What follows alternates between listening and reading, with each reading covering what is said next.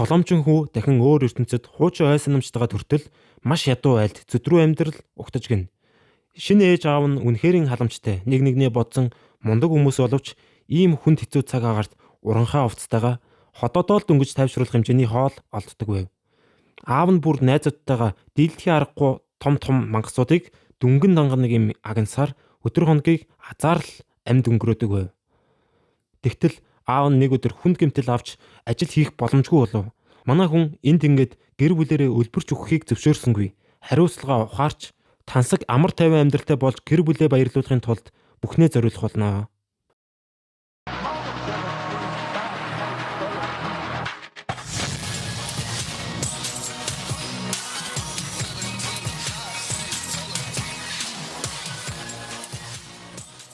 Нэгэн 30 гаруй настай хардкор тоглоом дуртай улаан геймер ах байж гинэ. Тэрээр нарны гэрэлд гарч өвс ногооны үнээр үнэрлээгүй олон хоногийг дэлхийн хамгийн хэцүү тоглоомнуудыг хамгийн хэцүү болгодог сеттингс дээр нь тавин тоглосоор өнгөрөөсөн байв. Гэсэн ч энийг нь ямар амархан байсныг гайхаж илүү хүн тоглоом тогломоор байна штэ гэж гомдлож байв. Гэхдээ санаа зовоолтгүй. Комныхын дэлгэцэн дээр нэг тоглоом өөрөө гараад ирэв. Түүхэнд хамгийн хэцүү тоглоом юм гинэ. Улаан геймер ах уул нь өөрөө лот хийж гарч ирсэн тоглоомыг вирус уу юу вэ гэж гайхаж сэжиглэхийн оронд тэгээд яг тийм хэцүү байж чадах уу гэд хамгийн хэцүү сонголтуудыг сонгосоор жирийн тоглогчоос хэдэн 100,000 дахин хэцүү байхаар супер хардкор мод болохтол дэлгэцэн гэрэлтснээ улаан геймер ахыг залгиж орхивоо. Нүдэ нээтэл нэгэн усан далай дотор сэрв. Хачирхалтай нь огт живхгүй байна шүү. Тэгснэ хавчигдаж эхлэв. Эн чи юу вэ? Би багтахгүй юм штэ. Яаж ийм жижигхэн нүхээр гардыг бэ? Хөөе, сонсч байна уу? Энд хүн хавчигдаж өглөө гэж ойрлсоор дөнгөж төрсөн чинь сүртэй дуу шууган болоод нэгэн залуухан хосуудын анхны хүүхэд болж төрсөн гэдгээ олж мэдэв. Ийхүү дахин төрснөө ойлгож намайг чадчлаа шүү та нар гэж бодож байв. Жил хоногч өнгөрсөөр энэ цоо шин гэр бүлтэйгээ цагийг ад жаргалтай өнгөрөөж байв. Түүний аавыг Роден, харин ээж нь Тереша гэдэг байв. Улаан геймер ах энэ тоглоомыг хамгийн хэцүү хардкор мод дээр тавьсан учраас энэ гэр бүл манай үнээс болоод харамсалтай нь хамгийн хэцүү амьдрал туулах нь баталгаатай байваа. Аав нь түүнийг Аалан гэж нэрлсэн учраас одооноос улаан геймер ахыг Аалан гэж дуудцгаая. Аалан тэгээд тоглоом л тоглож байгаа юм хойно гараа кейбордны байрлалд тавьж тоглоомтой холбоотой ямар нэгэн зүйл олж мэдхийг оролдож байв. Бүтэн жилийн ийхүү оролдож байгаа бөгөөд энэ удаад гинэт нэг ном гарч ирсэнд нь цоцсондоо орилоход аав ээж нь санаран гүйлдэж ирэв. Аалан ч унтаж байгаа дүр хэсгэн эцэг их нь харин харж байснаа яваад өгв. Ашгүй явсныхан дараа нөгөө номоо гараад иртэл өөрх нь бүх үзүүлэлтүүд гарч ирэв. Түүний класс бол Summoner буюу амьтан дуудах, удирдах класс байлаа. Аргагүй л нялх хөвгт гэсэндээ тэрээр маш сул дорой байв. Гэхдээ бэлтгэл сургалт хийвэл сайжирна гэсэн байв. Тэгээд одоо өөрийнхөө юу хийж чадахыг хартал маш сул дорой хорхоо шавжил дуудаж чадхаар байв. Тэгээ энэ ертөнцийн бурхнаас нэгэн загтал ирсэн байв. Аалан зориулсан амьтан дууддаг класс шинээр зохион бүтээхийн тулд бүтэн жил зарцуулсан юм гинэ. Тэгээд удаасанд уучлалт хүссэн байв. Аалан ч нэг их тоолгүй амьтан дуудах чадвартаа анхаарал хандуулан янз бүрийн арга хэрэглэн дуудах гэтэл нэг л болж өгөхгүй байв. Тэгээд амьтан бүтээх гэсэн скилээ харж ойлгон би чинь амьтнаа эхлээд бүтээх ёстой юм биш дээ гэд ашгүй анхны амьтныхаа картыг бүтээж чадав. Яг дуудах гэтэл ээж нь хөөхөн зулцгаа харахаас тисэж чадахгүй хүрээд ирэв. Аалан ч гэсэн тэр даруй унтсан сахиусан тэнгэрийн дүр эсгээд ямар их ядарснаа ойлгов. Нялхах хүүхэд иймэрхүү юмд ядардیں гинэ. Нүдний зохио дийлэхгүй нам унтсан байв. Хар өглөөнөөс гэрийнх нь ажилдаа орж манай тагчгарч гисэн скилээ эргэлтэл бөөн гэрэл цацарч сүртэй юм болж байна шүү. Тэгснээ аврах том царцаа гарч ирэн нүүрэн дээр нь наалдсан ч өөрийнхөө юу хийж чадсандаа харж баярлж байв. Тэгэл удирдах гэтэл царцаа нь үгэнд нь орохгүй байв. Мэдээж сайжиртал хугацаа орноо. Гэхдээ энэ царцааг дуутахад өөрийнх нь үзүүлэлтэн дээр царцааны үзүүлэлт нэмэгдсэн байгааг харав. Олон хүчтэй амьтан дуутах тусмаа манай гол дүрийн хүч төдий чинээ бас нэмэгдэх юм гин. Нилээн шууган тарьсан тул ээж нь ороод ирэв. Тэгээд нөгөө үлэмж том царцааг нь харснаа хайрын царцаагаа ээжтэй дэвсүүлчихв. Хэд хоног тасралтгүй скилүүдээ хөгжүүлэхийг оролдож энэ удаад хулган дуудчихв. Тэгээд шууд л нүүрлүү нүсрээд гараад ирвэ. Аалан ч аль хэдийн сурцсан өөрийгөө хамгаалж хулганы үзүүлэлтүүдийг харахад бас л шал хөлдөө шавж гэдг нь ойлгов. Тэгээд нэг төрлийн шавжнаас 10 төрлийн картл цуглуулж чадхаар байв. Хэрвээ 10-ыг цуглуулвал одоо байгаагаас 10 дахин илүү хүчтэй болно гэдгийг гадарлаж гэр бүлийнх нь тийм супер хүчтэй хүүхэдтэй гэдгээ ойлгохгүй сандрах байх гэж айж байв. Аалан ч бас илүү хүчтэй амьтанд дуудаж сурмаар байгаа ч гэсэн бороо даанч хамгийн эзүү модыг сонгосон учраас жирийн үнээс хэдэн зуун дахин илүү хичээж байж сурахаар байв. Энэ үед Роден гэртээ ирэв. Аав нь битүү цус болсон байх ба өөрийнх нь цус биш гэдгийг тайлбарлаж өгөв. Энэ удаагийн ангаар аврах том зэрлэг гахаа алж чадсан юм гинэ. Тэгээд баярсандаа Ааланыг хамт явж хармаар байна уу гэхэд зөвшөөрч жижигхэн аялал хийв. Аалан анх удаа гэрээсээ гарч гадаад ертөнцтэй танилцав. Ингэж явсаар Аалан чинь аргагүй л нялхан хөвгт болохоор очих газраа эртэл тасраад өгсөн байваа. Аав нь ч хүүгээ сэрэн нөгөө агнсан гахайг нь хартал үлэмж том мангас байв. Родныг яаж ийм том мангас агнсныг гайхаж аавдаа итгэж өгдөггүй шүү. Удалгүй аавынх нь дотны найз ирж бүгдэнд нь энэ удаагийн ан хийхэд од улсан залуу буцаж ирснийг зарлав. Бүгд л Родныг магтан биширч энэ удаагийн MVP юм гинэ. Энэ зэрлэг гахаа бол Сиранкийн мангас бөгөөд хамгийн багтаа 20 нийлж үж дийлэхэр байхад аавынх нь ачаар нэг ч хүн бэртэлгүй дийлж чадсан гэж байв. Ийхүү 10 сар өнгөрч Аалан ашгүй 2 левелтэй болсон байв. Бүх үзүүлэлтүүд нь нэмэгдэж одоо бүр G ранкийн амтнд дуудаж чаддаг болсон байв. Гэхдээ маш их мана зарцуулдаг болохоор үхтлээ эдэж дуудах бэлтгэлтэд ороход түүний макс мана нь дуудахад хангалтгүй байв. Дахиад нэлээд хугацаа өнгөрч Аалан одоо 3 настай. Бас өнөөх G ранкийн амтнаа дуудаж чадхаар болов. Тэгээд өмнөх 2 амтнаа нийлүүлж G ранкийн тод угсарч чадав.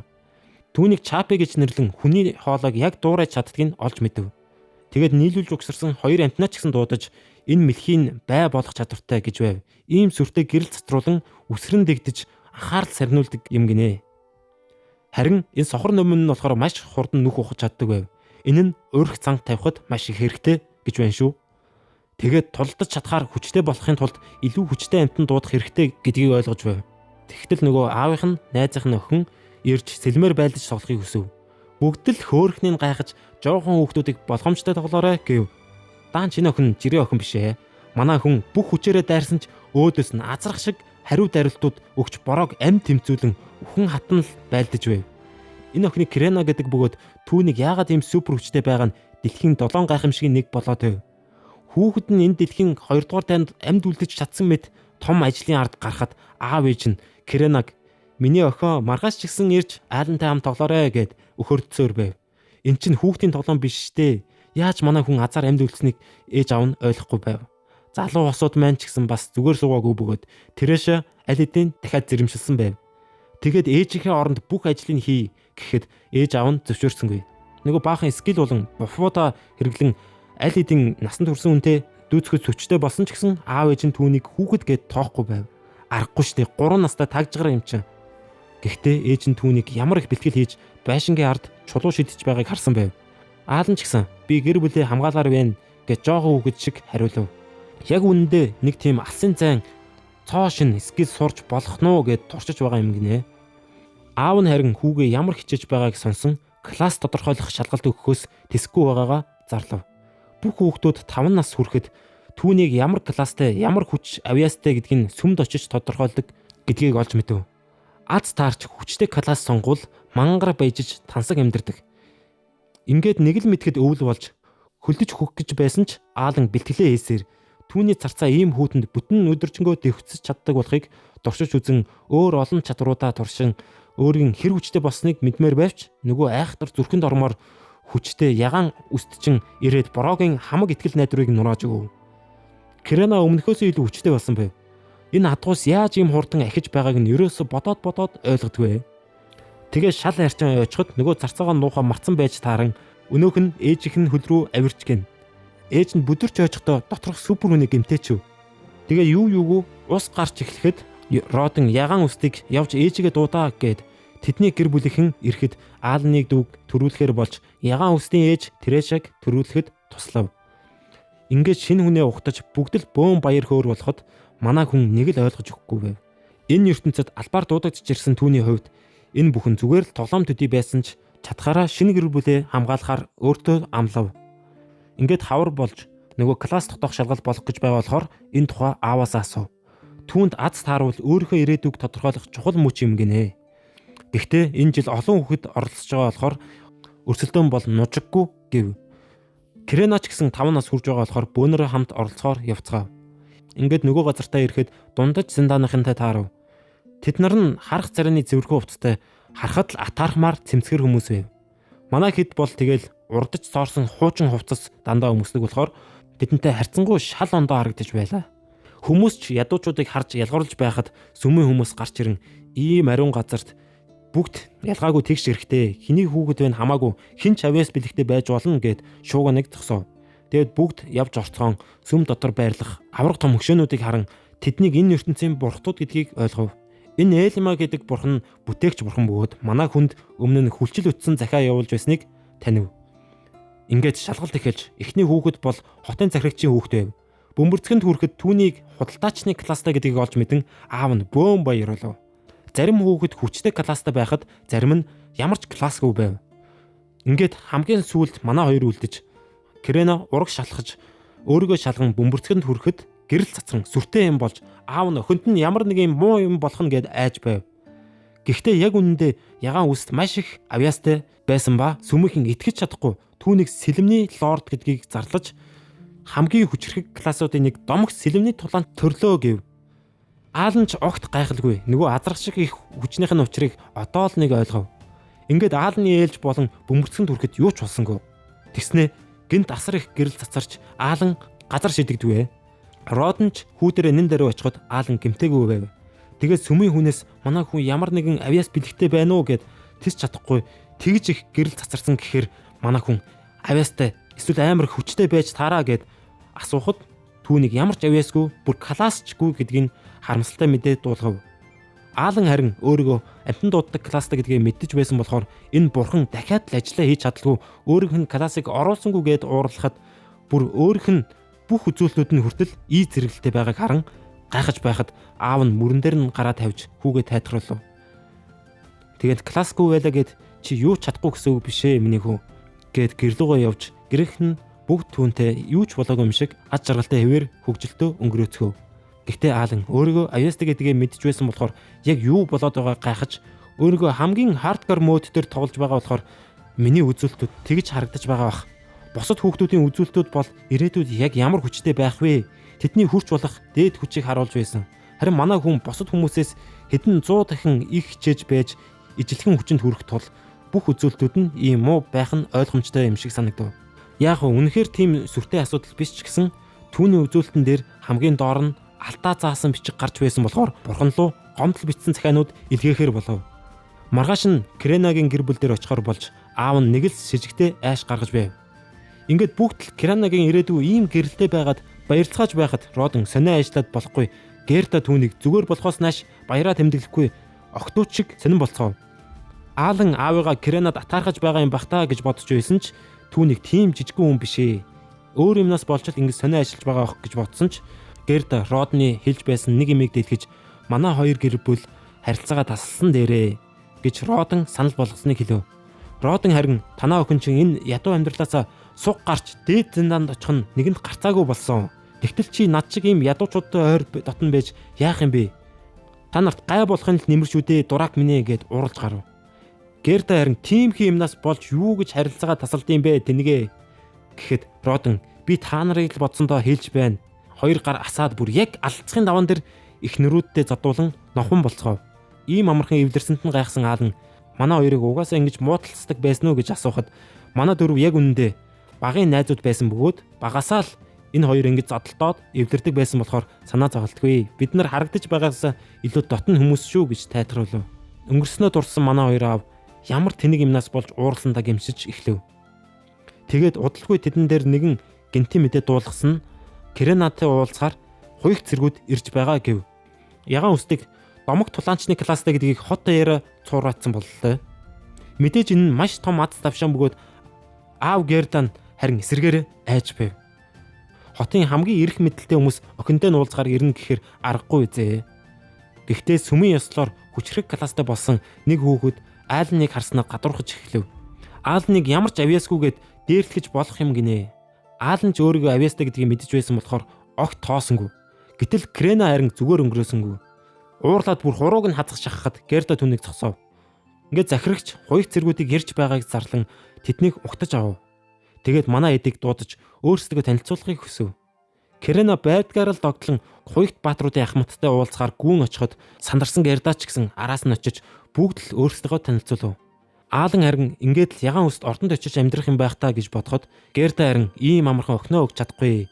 Тэр хитрхи балчир гэхэд хуйхтуудын ахмад танаа охин үнэхээр л сэлэмний лорд юм бол жижиг том ялгаагүй. Тэр аль эзэн алхаж буй айран болсон гэд эсвэл та хэд худлаа исэн байж болох юм гэхэд Герда уурлан манай охин сэлэмний лорд оо.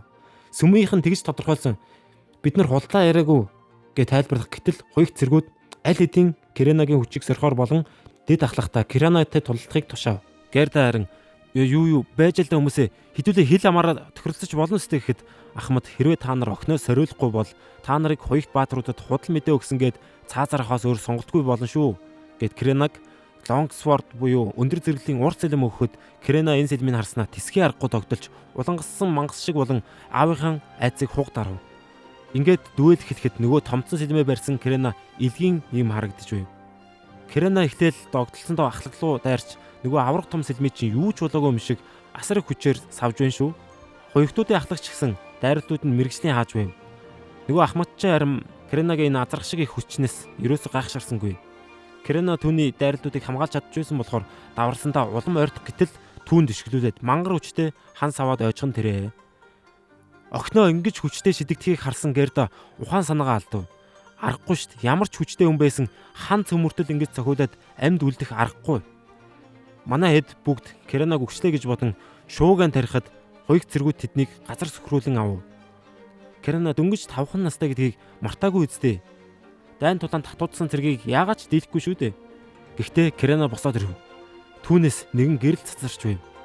Хоромч алдалгүй Кирена энэ удаад тэрээр хэд дахин их хүчээр дайрч ахмадыг бүр маш хүнд нөхцөлд оруулж тэрч болоогүй сэлмийг хуглаад толгойг нь тас тавьчихаас хахаж гинэ. Түүний адуу шиг их хүчийг харсан цэргүүд тулааныг шууд зогсоож Киренагийн ялалтыг зарлав.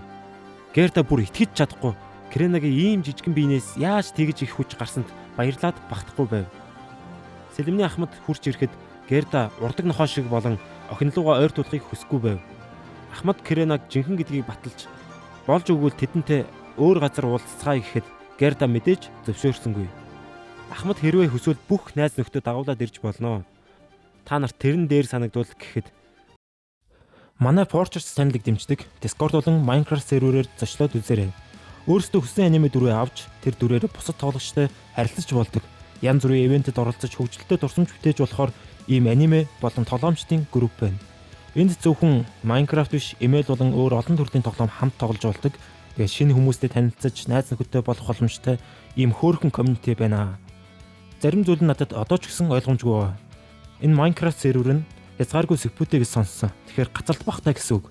Тэгэхээр яаж ийм сэпүүтэй болж болд юм бэ? Бас өөрийнхөө сонгосон аниме дүрээрээ маш олон зүйл хийж болдог гэж дуулсан. Зарим ивентүүд нь шагналтай харагдаж байна лээ. Зүгээр л Discord сервер нь Монголын хамгийн идэвхтэй сервер байж магадгүй. Даанч энд Fortress гэсэн аниме дүр байхгүй учраас одоогоор би аниме дүрээ аваагүй байгаа. Ер нь серверт идэвхтэй байх тусам серверийнх нь өөрийнх нь мөнгөн дэсгэртийг хүртэл цуглуулж болдог гэж дуулсан. Ингээд iOS-ийн ажилтай стаффуудыг дэмжиж орж дуртай аниме дүрээрээ хамт тоглоцоогоорой. Манай хэд бөөнөрөө явахаар болов. Ингээд бүгд захирагчинд очиж баахан хоолоор тайлбарлав. Энэ ахмадыг Зеноф гэдэг үгээд түрүүнийхээ гаргасан айшинд уучлалтгүй. Киренагийн чадварыг шалгахаар түүнийг бүр дээрээс тушаал гаргасан болохоор ингэж нухацтай үзэхээс өөр сонголт байсангүй гэж тайлбарлаад 3 жилийн өмнө нэг язгууртан өөрийнхөө хүүхдээ сэлмний язгууртан гэж худлаа зарлж бөөн асуудал тарьсан тухай ярьж эхлэв. Тэр хүүхдийг сэлмний лорд гэж бодон бүх зүйлээр нь ханган маш өндөр зэрэглэлийн бэлтгэл хийгээд ерөөсөө сайжрахгүй байсан тул дахин шалгалтаар оруулахад сэлмний дундаж зэргийн авьяастай байсныг олж мэдэн бөөн шууган болсон байв. Тэрч болоогүй өөр зөндөө язгууртнууд худлаа хэлж хүүхдүүдэд авьяастай мэд зарлж байсныг олж мэдсэн тул хаан тулсаас инхүү нухацтай шалгалт явуулдаг болсон байв. Тэгээд дахин уучлалт гуйж Киренаг авч явах тухайд битгий санаа зовоо. Түүнийг 12 нас хүрэхэд тулааны сургуульд явуулах урилга явуулах болно. Охиноо явуулна уу байна уу та хэд өөрсдөө мэдэрэй гэв. Ийхүү 2 жил өнгөрч Аалан ашгүй нэг 3 левел хүрв. Түүний үзүүлэлтүүд нь ч гэсэн нэмэгдэж дуудаг амьтнууд нь ч арай хүчтэй болсон байв. Нөгөө нэлэх дүү нь 2 нас хүрч Терешаа ч гэсэн дахиад жирэмслээд амьдсан байв. Удахгүй төрөх хүүхдтэй бүгд нэр бодцоож харин энэ үед манай хүнд нөгөө бурхтын нэг Элмагаас мессеж ирэв. Аалан санамсаргүй Элмагийн нэрийг хэлэхэд гэрийнх нь дүүгээ Элма гэж нэрлэе гэж байна гэд андуурцгаав. Мэдээж бурхны нэрээр хүүхдээ нэрлэх нь маш их асуудал дагуулах учраас зөвшөөрсөнгүй. Аалан ч ярианыхаа сэдвийг булзааруулж аавах нь сүүлд авсан шархныхын сорив нь яагаад алга болсныг хараад асуув. Родны хэлж байгаагаар сүүлд хийсэн ангийн үед бурхны нэг шалгуурыг давсан болохоор ингэж эмчлэгдсэн гинэ. Левел ахисан гэдгийг л тайлбарлаж байгаа нь энэ юм байна. Родон байнга лан хийдэг учраас түүний хувьд левел тасралтгүй ахидаг баг. Харин манай хүн хардкор тоолж байгаа болохоор хэдэн жилд нэг удаа л левел ахидаг. Мөн Аалан нэг ч удаа жинхэнэ ан хийж үзээгүй тул би билдэр нь одоо ч гэсэн нэг левелтэй хэвээрээ байв. Левел ахихын тулд маш их тулаан хийх шаардлагатай. Гэхдээ асуудал нь энэ газраас явахын тулд нэлээд их мөнгө төлөх шаардлагатай бөгөөд манай хүн тийм боломжийг хөгжих орчин бүрдэх болоо даа гэд бодолд автуулав. Ааваасаа ан хийхэд нь би дараагийн удаа оролцъё гэхэд мэдээж Родон зөвшөөрсөнгүй. Бүгд унтсны дараа Аалан босч нөгөө Элмагийн бичсэн ямиг уншив. Сүүлд баахан гомдол мэдүүлсэн болохоор тэрний хариу нь ирсэн байв. Тэгэд нөгөө сүмийн шалгалтанд дараагийн удаа жинхэнэ үзүүлэлтүүд нь харагдахаар янзалсан байсан ба манай хүнийг хардын хард мод сонгосон болохоор түүний үзүүлэлтүүд E ранк гэж харагдаж байгаа. Чиний E ранк бусад хүмүүсийн E ранктай харьцуулахгүй илүү хүчтэй шүү. Гэхдээ ирээдүйд хурц болох үзүүлэлтүүдийн чинь бас янзалсан байв. Дараагийн удаа бол Кренатай ижилхэн үзүүлэлтүүд гарч ирэх болохоор манай хүн ашгүй сэтгэл ханав. Тэгээд туршилт хийхээр болж зарцаанаасаа эхлэн сайжруулах скил хэрэглэв. Сайжруулсан зарцаа ямар байдгийг харахаар дуудтал хэсэг хугацаанд гэрлэж байснаа хэвэн болчов. Энэ үед Тереша тэднийг шалгахаар ирэхэд бас л нөгөө зарцаанаас нь айж дэвсэж орхивоо. Тереша магадгүй энэ газар авраг том зарцаагаар дүүрэн гэж боддог байх. Аалан нас болоод маргааш өглөө нь Родон ан хийхээр явж ээж нь юмын бэлдээд гаргаж өгөв. Аалан байшингийнхаа ард гарч нууцаар янз бүрийн бэлтгэл хийж өөр хоёр төрлийн амьтдыг нийлүүлж мутацжуулсан шинэ амьтан гаргах тэл бүтлгүүцээр байв. Гэхдээ сүүлийн удаад туршилт амжилттай болж нэг алимин амьтантай болов. Энэ нь мананы бүүст өгдөг урмал бөгөөд үнэхээр л алим шиг харагдаж байв. Нөх онц зүйл байхгүй ч тансаг үнэртэй гэсэн болохоор нь туршиж үздэл газарт шигдэж ороод урмал болоод хуурчив. Жижигхэн навч нь яалтчгүй л тансаг үнэртэй байлаа. Гэхдээ энэ үйл явдлыг ээж нь хараад байдаг л нэг урмал байна гэд тоосонгүй. Үүний дараа Кренатай бэлтгэл хийж байдаг бүх бүүстээ бафа хэрэглээд түүнд ялагдсан ивэрэ байв. Гэхдээ Крена манай үнийг арай хүчтэй болсныг анзаархаар нь Аалан скилээ шалгатал сэлэмний мастер гээд скилтэй болцсон. Өнөөх нь бүр 3 левел хүрсэн байна шүү. Энэ Крена гэдэг сэлэмний мангастай тулалцсаар байгаад амар сүртэй скилтэй болцсон болж таарав.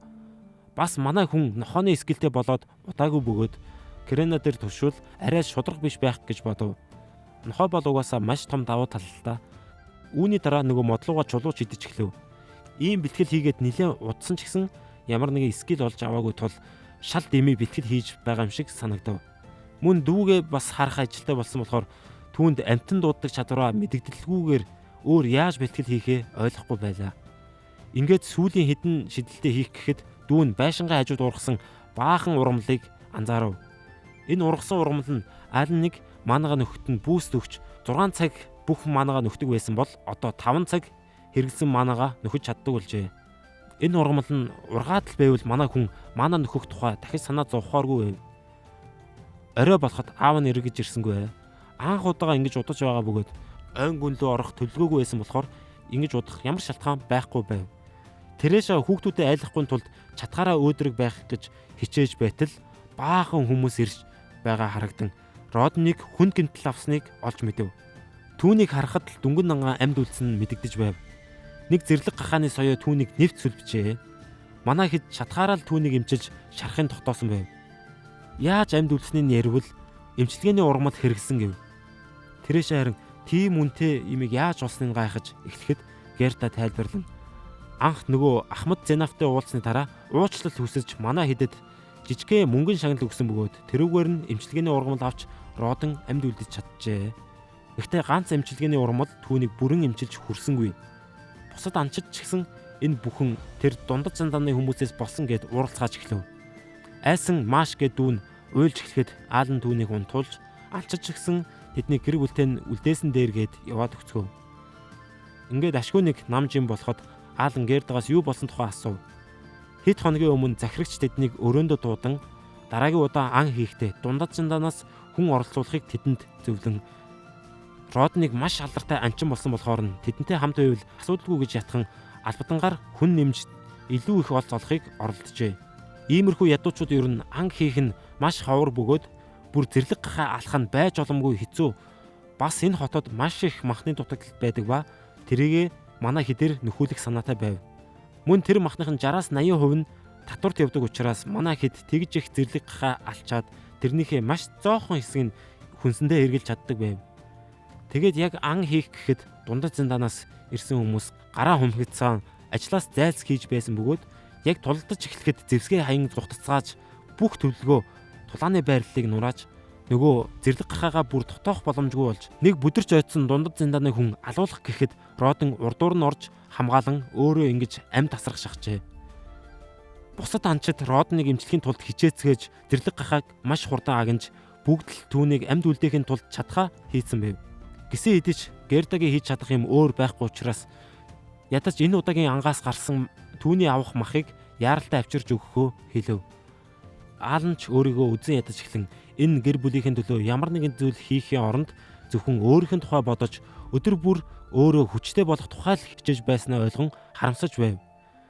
Маргааш нь Родон сэрэхэд Аалан бодол автан одоо хүртэл энэ ертөнцийг тоглоом төдийл бодож байсан боловч энэ амьдарч байгаа хүмүүсийн хувьд энэ нь тоглоом биш бодит байдал шүү дээ гэд хариуцлага ухаарч эхлэв. Удалгүй Герда нөгөө махаа авч ирэн Родныг сэрснийг хараад баярлаж гарваа.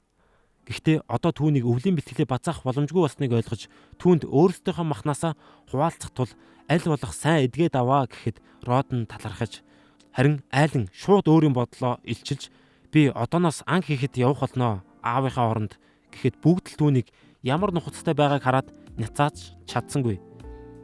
Тэгээд маргааш хутгаас ус авахар болж түүнийг хүүхэд болохоор нь хөршүүд нь битгий өөрийгөө хүчлээрээ гэхэд юу ч болоогүй юм шиг усыг суг татаж аваад ер тоосон синжгүй үрээд явчав. Түүнийг ийм хүчтэй байгаад нь хөршүүд нь гайхаж оцров. Усаа зөөж дуусчаад Гердатай хамт ногоо хураах болоход төмсийг яаж суулгахыг зааж өгөв. Аалан хүүхэд болохоор дийлэхгүй байх таа гэж бодтол 3 сагс төмсийг нэг гараараа л зулгаачв. Энэ төмсийнхөө ихэнхийн тэгээд татвар төгөх ёстой болохоор маш шударга биш санагдаж байв. Удалгүй захирагч тэдний дэрэн Родны нөхцөл байдалтай танилцж нөгөө ийм гэмтэлд хүргэсэн нөхрийг дагуулад ирсэн уучлалт гуйлгуулв. Тэгээд бүх зүйлд хариуцлага хүлээх юм гэж байна шүү. Энэ хооронд Аалан нөгөө ургацын талбайд нэг тойрог үүсгээд нөгөө мэлхийнүүдээр ямар нэгэн амтан өргөтөж магадгүй гэд занг бэлгэхэд жижигхэн махчин амтан агнах байх таа гэсэн чинь аврах том шуунуудын анхаарлыг татчлаа шүү. Нин даруй яаж тухтгаа бодож эхлэхэд хэрвээ энэ шувууг алчвал тэдний гэр бүлд ямар их хэрэгтэйг бодон тулдгаар шийдэн модон сэлмээрээ балбаж баахан нохоонуудаа дуудаж дайруулв. Гэхдээ эцэст нь шувуу бүгдийг нь ялчв. Нөгөө амтнууд нь үхсэн чинь өөрийнх нь бофоод нь бүгд арилаад хамаг давуу талуудаа алдахад хоёр хорхоо дуудаж шувууны цус маана эдрийг соруулж өгөв. Энэ нь цоошин амтан учир Аалан хараахан туршиж үзээгүй байсан болохоор бултаж гарсан даруйда илүү их хорхоо бас нохоонууд дуудаж энэ тактикаараа нуцалцоор нэг модон сэлмээрээ түүнийг дуусгаж чадав. Анхныхаа анги хийсэндээ итгэж чадахгүй байхад энэ шувууг алсан бонусууд нь орж эхлэв. Гэртээ ирэхэд нөгөөдөл чинь бүгд хараад хэлэх үггүй гацаж орхив. Яаж ийм том шувуу алсныг гайхахад гинтүүлж байгаад алсан гэж хариулв. Ер нь бол үнэн л дээ. Гэхдээ амтан дууддаг талаараа огтхонч дурдсангүй. Герда харин Ааланыг шувуу болон модон сэлмээр яаж ийм том шувуу алсныг гайхаж шалгаж үзэхэд баахан хатсан шархнууд хүртэл байв. Аалан энэ шувууг алахын тулд яаж шүдэрээ зулгааж ам тэмцснээ ярихад тэдний толгойд тагжгарын ухаан жолоогүй алцаж байгаа дүрслэгдэж Ааланыг өрөвдөж эхлэв. Гэхдээ л байж боломгүй том олдтгол түүнийг магтаж шувууны цусыг юулах ёстой болохоор яаж үлдгийг зааж өгөөд энэ шувуу нь 60 кг жинтэй. Цусыг юулээд арсын зулгааж үлдсэн идэж болох мах нь ердөөл 20 кг. Энийгээ ихэнх нь усад тушаах ёстой болохоор идэж болох мах нь бараг үлдэхгүй. Гэхдээ далавчин болон шидэт чулууг нь зарж хөөрхөн мөнгө хийх боломжтой. Герда нэг санаа сэтгсэн захирагчийг ятгаж арай бага мах тушаах байлаа. Ягаад гэвэл эн чинь 7 настай хүүхдийн барьсан ан учир яг хууль ёсны иргэн биш шүү дээ. Ингээд захирагч дээр очиод хэлэхэд Аалныг ан хийсэн гэхэд итгэж чадахгүй бөөн баяр хөөр болж байв. Гэхдээ Гердагийн хүсэлтийг зөвшөөрч чадахгүй байлаа. Яагаад гэвэл энэ жил агнах ёстой ан өмнөхөөсөө нэмэгдэн хэрэгцээгээ хангахад хаан ч хүрэхгүй байгаа болохоор Аалнаас харин ч бүх махыг авах тухай ярьж байлаа. Гэхдээ энэ жоохон хүүхэд ан хийх болсон шалтгаан захирагчийн гаргасан тушаалаас болж Родон гэмтсэн болохоор шүү дээ. Хэрвээ Аалан гэрлүүгээ хангалттай мах авч явж чадахгүй бол тэднийх өлбөрч өхөн. Дээрэс нь 7 настай хүүхэд амь тэмцэн ийм том ан хийж байхад та нар нүднийхээ хажуугаар өнгөрөөч гэлдөө гэхэд Аалан ч гэсэн өлснөөсөө болж ухаан алдах гэж байгаа дүрээс гэхэд Герда ч гэсэн нөгөө Эрдэнэсийн чулуу эдрийн хүртэл харуулж Ааланд ердөө махал хэрэгтэй гэд ашгүй нэг захирагчийг ятгах чадав. Аалан тэгээд ганц энэ шувууг гэлтгүү ирээдүйд агансан бүх маха ингэж баг татвараар өгнө гэсэн үгүй гэхэд Герда ч гэсэн тийштэй 7 настай хүүхэд дахиж ан хийж чадах уу? Баталгаагүй л дээ. Гэхдээ та ирээдүйд барьсан бүх амьтдыг багаар үнэлнэ гэвэл Аалан урам ороод дахиад ан хийж магадгүй шүү дээ гэхэд захирагч эцэст нь зөвшөөрч өмнө нь нийт олсон махныхаа 60%-ийг л тушаадаг байсан бол одоо Аалан ердөө 40% нь тушаана гэсэн үг. Аалан дахиад л ан хийх гэж орлож байгаа харагдах ба энэ удаад 2 шувуу хурж ирэв. Эхлээд нөгөө шимэгч хорхоонуудаа явуулан сулруулад толгойлуу нь чулуу шидэж манраахыг оролдов. Тэгээд нохоонуудаа дайруулсаар маш их бафтай болсон болохоор шуунуудыг ямар ч бэртэл гэмтэл авалгүйгээр ялж чадав. Аалан 3 хоног тутамд ийхүү ан хийж байгаа бөгөөд анх удаа ийм 2 шууны эсрэг амжилттай ялж чаджээ. Иннээс нь болоод бие бэлтэр нь 2 левел хүрв. Мөн баахан нэмэгдэл хүч чадал болон хурд хүч нэмэгдсэн байв. Түүний шидийн хүч нь 3 левелтэй ба бие бэлтэр нь одоо ингээд 2 левелтэй боллоо. Гэртээ 2 шувуугаа аваад яваад очиход Родон гайхаж оцроо. Аалныг нэгэнт азар ан хийж байна гэхэд итгэхээ байжээ. Гэхдээ яагаад ч юм Аалныг нэг л өөр байгааг анзаарсан байв. Мэдээж Крена гэдэг адгуус нохоотой бэлтгэл хийчээд үргэлжлүүлэн ан хийсээр өнөөдөр л гэхэд нийтдээ 10 шувуу барьж чаджээ. Аалан ч гэсэн өөрөө дийлдэхгүй адгуус болсон байв. Энэ их махны ачаар манай хэд өвлийн бэлтгэлээ бадааж чадхаар болсон байв. Гэхдээ тийм олон шувуу олж чадах нь эргэлзээтэй. Ашгүй левел агснаасаа болоод Аалан Кренатад тулдахад арай илүү дээр болжээ. Тэгээд их юм бодсоор анхаарал сарнихад тэр боломжийг Крена алдсангүй. Нэг орой Аалан гэрийнхэндээ тойрч суугаад өөрийгөө яг үнэндээ классгүй бишээ. Гэхдээ яг ямар класстай гэдгээ дэлгэлгүйгээр бага байхад нь Элма гэд бурхан над дээр ирэн Аалныг жирийн хүнээс илүү ухаантай бас чи жирийн хүнээс хэдэн 100 дахин илүү их хичээж байж ижлэгэн амжилтанд хүрнэ гэхэд аав ээж нь болохоор энэ нь бурхны бэлэг гэхээсээ илүү наа чин хараал юм биш үү гэд айцгааж байв.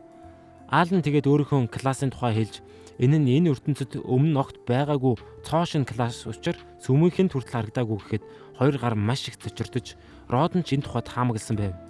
Мэдээж Аалан яг ямар класс гэдгээ одоо ч олж мэдээгүй гэд нуусаар одоохондоо энэс илүү хилээ дэмий байх гэж бодов. Гэсэн хэдий ч яг ямар класстайг нь мэдэхгүй байсан ч манай хоёр ад жаргалтай болон тэгж их бэлтгэл хийгээд байсан.